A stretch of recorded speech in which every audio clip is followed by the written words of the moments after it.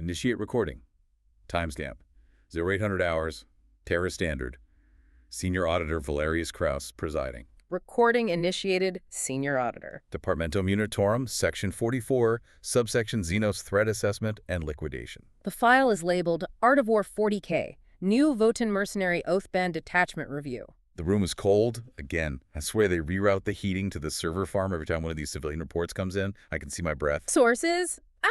Civilian sector, public broadcast frequency. Civilian sector, right. A polite way of saying contraband civilian fluff. I've spent the last hour wading through this gloss-brained attempt at analysis. It is, colorful. It's enthusiastic. It's filled with words like pirate and fun and vibes. It is also, in several key areas, dangerously negligent. And that's not even the worst of it. The recap is lukewarm, muddy. Shall I requisition a fresh canister? No, it's perfect. Matches the mood. Now listen to me closely. Taxable asset. You, the one listening to this. If you follow the movement math in this civilian report, you are going to get your entire platoon liquidated before turn 3. That seems inefficient. It's worse than inefficient.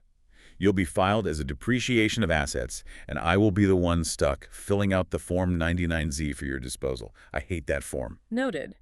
Shall I file a preemptive casualty report for the listener's regiment? Not yet. We have a job to do first. I have identified a catastrophic tactical failure in this report. I'm calling it the red line item. The red line item. It concerns the asset manipulator enhancement. The civilian dismisses it. He calls it niche.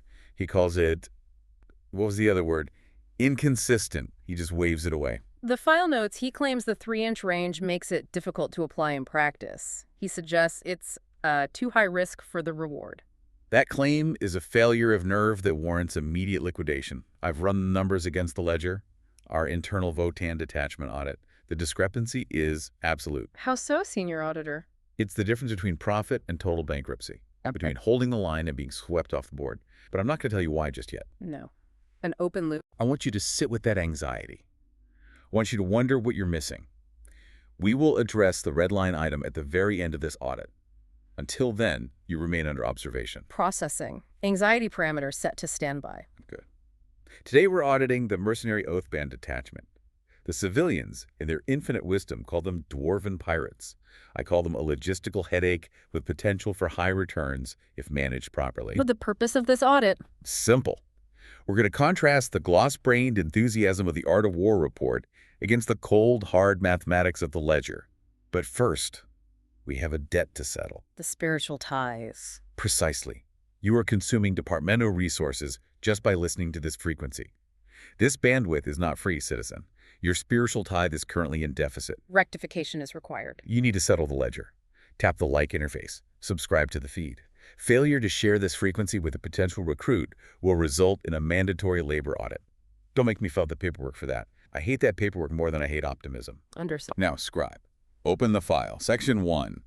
Let's see what this civilian thinks this army is really about. Opening Section 1. The philosophy of profit. The civilian host states, quote, "We're mercenaries today, dwarfin' pirates, baby, taking my blunderbuss out and about to pop off," end quote. He actually said pop off in what purports to be a tactical briefing. Affirmative. He also expresses a desire to be an, quote, elf pirate in other detachments. He seems fixated on the aesthetic of maritime lawlessness, the romanticization of theft. This is exactly the problem. This is why we lose entire systems to tyrannids. Because of this mindset. He thinks this is a costume party. An aesthetic choice. He sees an eye patch and a shotgun and thinks it's about adventure. He thinks it's about freedom. Scribe, read the classification from the ledger. What is the actual operational designation of this detachment? The ledger classifies this under the Eldritch Raider cycle. The designation is asymmetric resource acquisition. Exactly. Asymmetric resource acquisition. Let me explain this to the listener, because the distinction is vital. It's everything. Piracy is disorganized. Piracy is emotional. Based on impulse. It's stealing a loaf of bread because you're hungry, or stealing a ship because you're angry at the planetary governor. This is business. Pure, cold, calculated business. The lore in the provided documents, it references the Hellwind Highly Irregulars. Scribe. Access their dossier. Accessing. The Hellwind Highly Irregulars are a mercenary oath band hailing from a minor league. They operate on the fringes of the Galactic Core, known for taking high-risk contracts. Correct.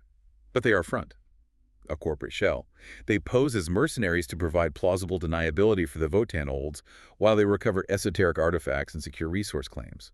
It's a transactional engine. So the mercenary part is just branding. It's branding for idiots. The civilian looks at the table and sees a chance to raid ships and pop off.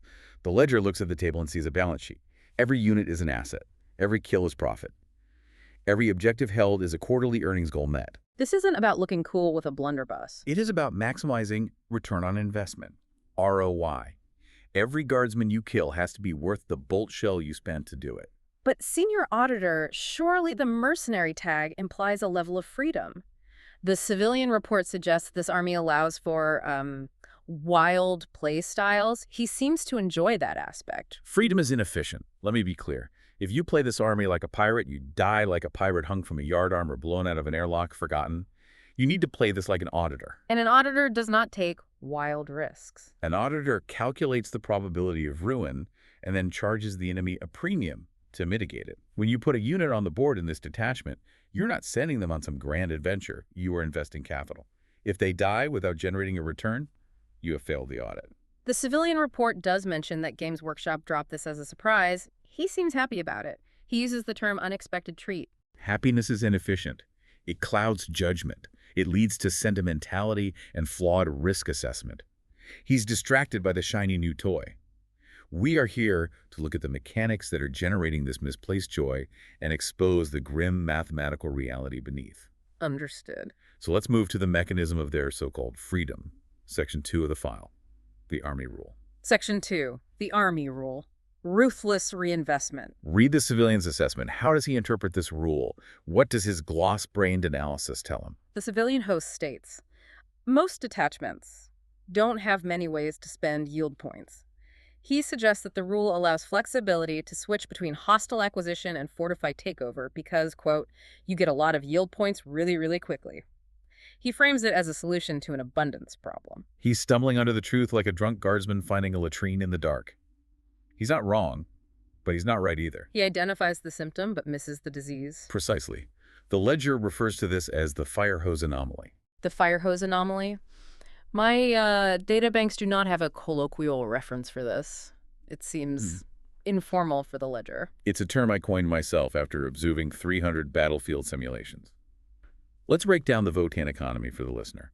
In a standard engagement, you generate judgment tokens. In this detachment, you generate yield points. YP. By destroying enemy units or holding objectives? Correct. Historically, Votann generate these points faster than they can spend them. It's a design flaw in the supply chain. You hit the cap, you shift into fortified takeover, which makes you tougher, gives you damage reduction, and then you just sit there. Generating more points. You're generating resources that provide zero additional mechanical benefit. It's wasted inventory. It's rotting grain in a silo while the troops starve. It's unacceptable waste. The civilian sees this new rule, the ability to spend 3 yield points at the end of the command phase to switch your Votann's judgment as a quality of life fix. Is that not an accurate assessment? It is a gross simplification. It's like calling a Lascanon a convenient hole puncher. This isn't about quality of life. It is a high-velocity transaction system. It is not about comfort. It is about monetizing the surplus. Monetizing the surplus? The civilian thinks, oh, nice, I can switch modes if I want. The ledger says no. The ledger emphasizes the switchback advantage. Please elaborate on the switchback. Picture the battlefield describe. Turn 1 and turn 2, you are in hostile acquisition. You want to kill things. You need to clear the board of threats. You have sustained hits 1 across the board. You are aggressive. You are generating YP. Standard opening procedure. By turn 3, the board state has changed. You are taking fire. The enemy is pushing back. Your key units are exposed. So you switch to fortified takeover to survive. You gain damage reduction. Standard procedure. You weather the storm. In the old system, you would be locked into fortified takeover for the remainder of the engagement. Your offense would be stagnant. Exactly. Yeah. You are a turtle when you need to be a shark. But look at turn 4 or turn 5. The late game. You need to push. You need to clear a final objective to win the game. The enemy has a last stubborn unit holding on. But your damage output is reduced because you're in the defensive stance. Not anymore. With Ruthless Reinvestment, you've been hoarding your liquidity. You've been saving those extra YP. You pay the 3 yield point cost at the end of your command phase. You switch back to hostile acquisition. A second wind. Suddenly, Your entire army has offensive buffs again. Your Hearthguard have sustained hits. Your Land Fortress is re-rolling hits. You're not just spending points. You are purchasing a win condition. You are liquidating your defensive assets to fund a hostile takeover of the primary objective in the final fiscal quarter. That requires significant liquidity. 3 yield points is a high cost. If the civilian believes points are just abundant, he may spend them frivolously on stratagems early on. Precisely. And that is why the civilian is dangerous. He's a day trader, not an investor. He treats the points like they are infinite. They are not, they are revenue. And you must manage revenue. Which brings us to the economy. You cannot spend what you do not earn. And this is where the civilian's lack of accounting skills becomes, frankly, embarrassing. Transitioning to Section 3, the economy and assets. Specifically, generation. I am being asked to remind the listener that you cannot generate liquidity without first securing assets. Who is asking you to remind me? Never mind. Scribe, check the assets, the mercenary prospector enhancement. Give me the breakdown. The civilian claims a natural enhancement, gain 2 yield points. He suggests it fits well on a call leading Hearthkin warriors. He seems to view it as a nice, bonus. Natural enhancement. He speaks as if he's decorating a room with a potted plant. Oh, this call would look lovely with a prospector enhancement. It's not an accessory, it's the engine. Let's look at the math. The ledger rates this as S-tier efficiency. Cost approximately 25 points. The mechanic is, each time an enemy unit is destroyed by the bearer's unit, gain 2 yield points. Right. The civilian implies this is a win more mechanic, meaning it only helps you if you are already winning. The ledger disagrees profoundly. This is a win now mechanic. Picture the scenario, Scribe. I am processing the scenario. A call with this enhancement is attached to a brick of 10 Hearthkin warriors. They have ion blasters.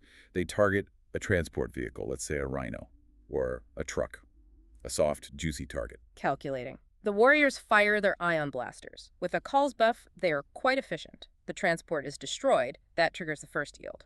2 points. Correct. Now, what happens when a transport dies? The passengers do not simply vanish into the ether.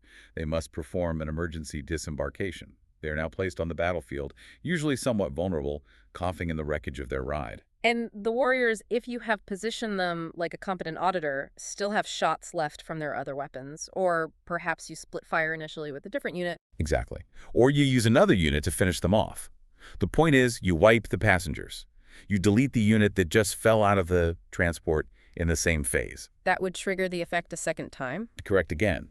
That is 4 yield points generated in a single shooting phase. 4. Do you understand what that means, Scribe? It exceeds the cost of the Ruthless Reinvestment swap. It funds your entire operational overhead for the turn. Yeah. You've just paid for your detachment swap and have change left over for a stratagem. This single 25-point enhancement funds the war effort. It turns violence into currency. It's an alchemy engine. The civilian, he did not mention the double trigger potential regarding transports. He just said it was good. Because he's too busy thinking about his eye patch and his blunderbuss. He sees a gun. I see a printing press for money. Now, the second asset, the other major income stream, metaphysical brokerage. The civilian describes it as, quote, it's like a consistent drip. He notes that it triggers at the end of your turn if you gained fewer than 3 yield points, giving you 3 total. A drip. He makes it sound like a leaky faucet in a tenement hablock. This is not a drip. This is minimum viable income. MVI. MVI. The ledger is clear. This enhancement guarantees a floor of 3 yield points per turn. It removes variance. Scribe defined variance for the listener in case they have been consuming too much civilian propaganda and their brains have turned to mush. Variance is the deviation from the expected average. In wargaming terms, it is colloquially known as bad luck. Rolling only ones on your dice, failing to kill a target you statistically should have eliminated. In warfare, variance is death. It's the stray shot that kills the War Master. It's the plasma gun that overheats at the critical moment. You might have a bad turn. You might fail to kill anything. In a standard list, that means you generate 0 points. You are. You're broke. You're insolvent. You cannot afford your stratagems. You cannot afford to swap detachments. Your entire economic engine grinds to a halt. With metaphysical brokerage, you are subsidized. The hold is ensuring you meet your quota. It ensures you always have the liquidity to afford a detachment swap or a crucial stratagem. It prevents resource drought. It is an insurance policy, not a drip. It is fiscal stability. Processing. The civilian does acknowledge it equates to 1 extra yield point on turn 1, but he questions its necessity given how fast the army generates points otherwise. He questions it because he assumes he will always kill things. He assumes success. An auditor assumes failure and plans for it. That's why we survive and pirates get hanged. As we are about to see in the liability section, this detachment is expensive to run. The stratagems are hungry. You need that MVI. Understood. Transitioning to liabilities. Stratagem audit. There are 6 stratagems available in the mercenary oathband detachment. Let's audit them. Rapid fire. I want the civilian claim, and then I wrote the truth from the ledger. No fluff, just numbers go. Stratagem 1. Auxiliary contract. Cost. 1 command point. The civilian states, typically almost never used hiding characters as something people normally do. He seems, very dismissive. Of course he is. It requires thinking more than one step ahead. It's lazy. People hide characters. Yes, incompetent people hide characters poorly, but look at the target keywords. Infantry or mounted. The ledger highlights this as critical against Necrons. Precisely. The civilian is thinking about some useless Space Marine lieutenant who gives out a reroll of oneses. Who cares about him? He's a rounding error. The ledger is thinking about cryptex. A technomancer or a plasmancer? You have a brick of 20 Necron warriors. It's reanimating D3+3 models a turn because of a technomancer hiding in the back. You cannot kill the unit while that character lives. It is a zombie loop of resource attrition. Auxiliary contract grants the precision keyword to the user's ranged attacks for the phase. You give it to a Hecaton land fortress with a Magna Roll rifle. You snike the cryptech, the support buff vanishes, the reanimation protocols fail, the unit crumbles. Dismissing the stratagem is tactical suicide against the current meta apex. It's not about killing the character, it's about breaking the enemy's economic synergy. It is a surgical strike on their balance sheet. Next. Stratagem 2. Optimal expenditure. Cost. 1 command point with an optional boost of 3 yield points. Optional, right. As if you'd ever not pay it. What's the civilian take? He says, that's a hell of a buff. Full rerolls to hit, full rerolls to wound. He seems impressed. Finally, he reads the card correctly. A glimmer of competence. But does he understand the math, the actual impact? The ledger calls this the delete button. I have the math hammer analysis queued. A unit of 5 Clavonian Berserks versus a toughness 10 vehicle. A Land Raider, for example. What's the standard output? No buffs. Just their angry little selves. Without the stratagem, their success rate is approximately 39%. They have a high volume of attacks, but at strength 6, they struggle to wound.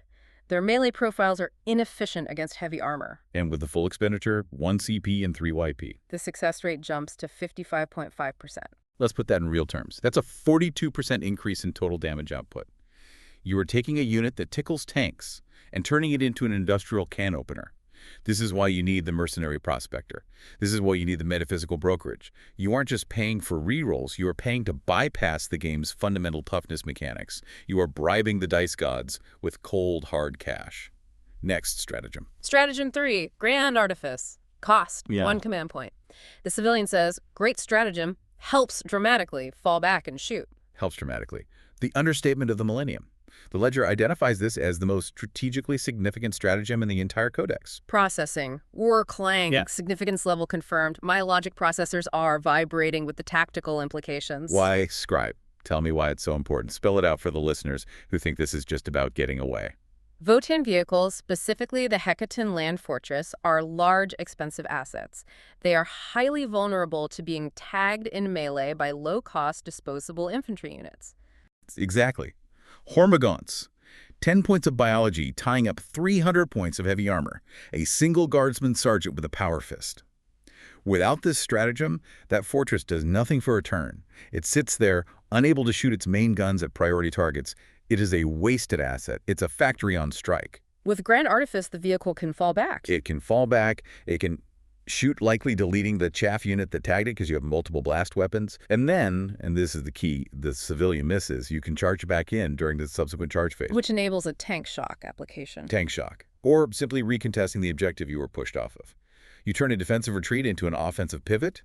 It is essential against jail lists that seek to neutralize your expensive pieces with cheap garbage. If you don't budget 1 CP for this every turn, you deserve to get bogged down and lose on points. The civilian sees a get-out-of-jail-free card. I see a mechanism to crush the jailer and burn down the jail. Next. Stratagem 4, New Horizons. Cost, 1 command point. The civilian calls it a subtle, really powerful thing, getting Thunderkin back into a transport. Subtle. I hate that word. It implies weakness. It's not subtle, it's larceny. It's grand theft auto-positioning. The ledger rebrands this tactic as the Thunderkin fade. The loop is described as disembark, shoot, wait for opponent's fight phase, then re-embark. Think about the Thunderkin. They are your glass cannons. They are slow, they are fragile. They hit like a freight train loaded with graviton beams, but if you look at them wrong, they evaporate. This stratagem breaks the turn sequence. How so? You move your land fortress up, Yeah. you disembark the Thunderkin, they shoot, they hopefully delete a high-value target, then they just stand there, daring the opponent to charge. And if the opponent cannot reach them, or chooses not to, At the end of the fight phase, poof, you pay 1 CP, they vanish back into the safety of the land fortress. It's a perfect hit and run. It functions as defensive redistribution. you are effectively renting board space for the shooting phase and then evicting yourself before the rent in the form of melee combat is due. It's brilliant. It's tax evasion on a physics level. It resets their positioning and protects your assets from attrition. It forces your opponent to overcommit to kill them or not commit at all and let you keep doing it. Stratagem 5, mobile exploitation. Ah, the uppy-downy, as the children call it. The civilian states. You can use it on the joggers or the little tank. He is referring to the Hermkin pioneers and the Sagittar. He suggests using it to poke out with high-volume guns or pick away at edges. He's thinking small, always thinking small, picking away at edges. This isn't about pot shots. This is about strategic board control. This is about dictating the terms of engagement across the entire theater of war. The ledger notes this costs 1 command point, or 2 yield points to target 2 units instead. A much better exchange rate. Wait. Pause the audit. Scribe, are you overheating? I smell burning ozone and cheap lubricant. Why? My cooling systems are struggling with the data density. Senior Auditor. The logic processors are attempting to reconcile the civilian concept of fun with fiscal responsibility. Error code 77B, existential paradox. Stop processing fun.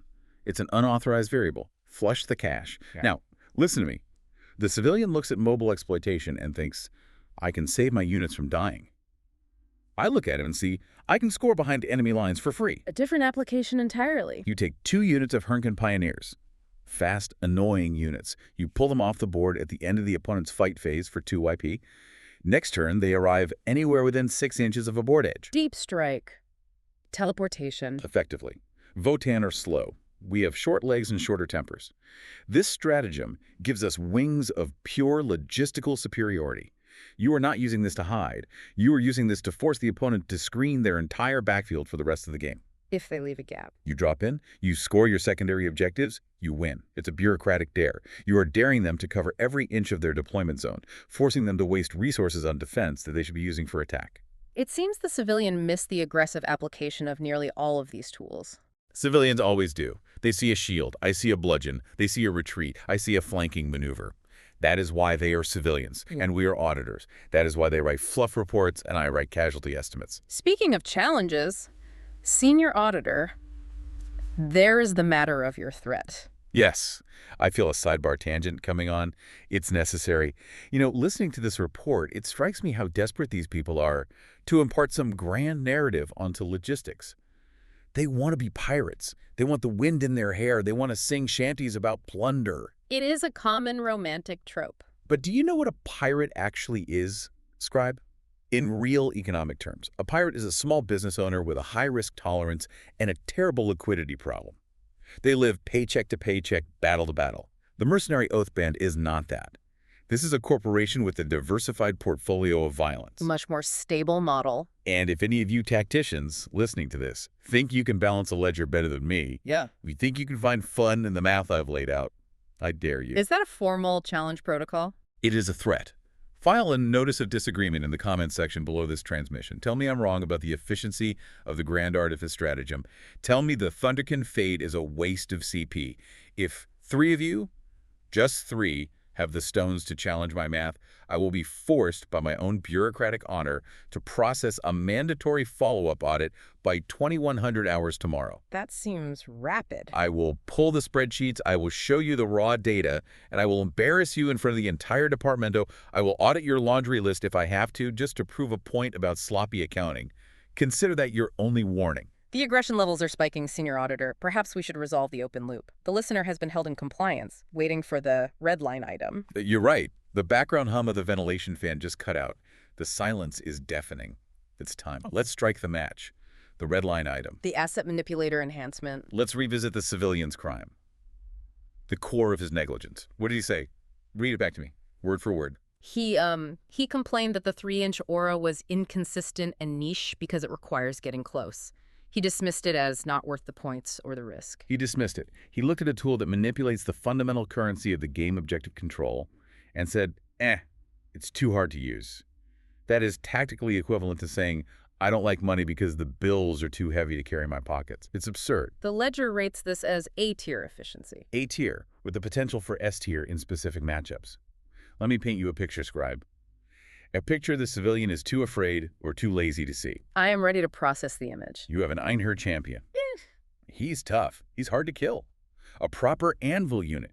He charges a brick of 10 Necron warriors sitting on a primary objective in the center of the board. Necron warriors have an OC characteristic of 2. With 10 models, that is a total OC of 20. Correct. The champion has an OC of, what, 4? Maybe 5 with a banner somewhere. He cannot flip that objective by himself. Not even close. He has to kill them. And Necrons do not like to die. Their reanimation protocols are notoriously efficient. You could be stuck there for 2 turns, swinging a hammer at regenerating metal skeletons, losing primary points every single round while the rest of the battle is decided elsewhere. It's a resource trap. Enter the asset manipulator. At the start of your command phase, you spend 3 yield points. Your champion is within 3 inches of those Necrons. The asset manipulator activates. It subtracts 1 from the OC characteristic of enemy units within its aura. The Necron warriors drop from OC2 to OC1. Their total objective control is halved from 20 down to 10. Exactly. But it gets better. Check the ledger's fine print. Is there a minimum value? Scanning. Negative. The wording is subtract 1 from the objective control characteristic. It does not specify a minimum of 1. What about a unit with an OC of 1 to begin with? A unit of guardsmen? Or gaunts? They would. They would drop to OC0. They would contribute nothing to controlling the objective while in the aura. They become ghosts. They are physically present but politically irrelevant. But let's stick to the big threats. Custodes. A unit of 5 custodian guard. Elite, tough, high OC. Typically OC2 each, for a total of OC10. You charge them with your champion, you activate the manipulator, they drop to OC1 each, a total of OC5, your champion is OC4 or 5. It becomes a tie, or a narrow win for the champion. A tie denies the primary. The ledger emphasizes this concept, primary denial. You don't need to win the objective in your turn to cripple the enemy's score. You just need to stop them from holding it. You don't need to kill the unit to win the game. You just need to own the ground they stand on, mathematically. This enhancement turns a single character into a denial weapon. It is close quarters auditing. The civilian is afraid to get close. He wants to shoot from far away with his blunderbuss and feel like a pirate. The auditor knows that the real deals, the game-winning transactions, are made face-to-face. Against elite armies, this -1 OC aura is a game winner. Dismissing it is not just an error, it is tactical insolvency. It is a fundamental failure to understand the winning condition of the game. It requires a high skill ceiling to execute. You must deliver the character to within 3 inches of the correct target at the correct time. And that is why the civilian hates it. Because it is hard. Because it requires foresight and risk management. The mercenary oathband has a higher skill ceiling than the old, blunt, Index-era Hearthband. The Hearthband asks a simple question. Can you kill me? It's a stat check.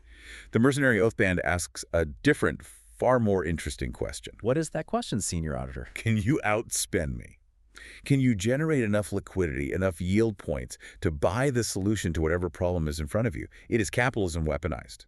And if you are too afraid to spend your coin, or you don't know how to earn it in the first place, you deserve to lose the war. Audit complete. The file is closed. They want to be pirates, but they don't want to count the kinds. Pathetic. All right, that concludes the review. You have your marching orders, settle the ledger, tap the like button, subscribe for further regulatory updates. And remember, the Departmento is watching. Always. Shall I schedule the next audit for the follow-up threat? Only if they fail the tithe. Now get out of my office. Dismissed. Pay your tithes, citizens. Terminating recording sequence. Finally, some quiet.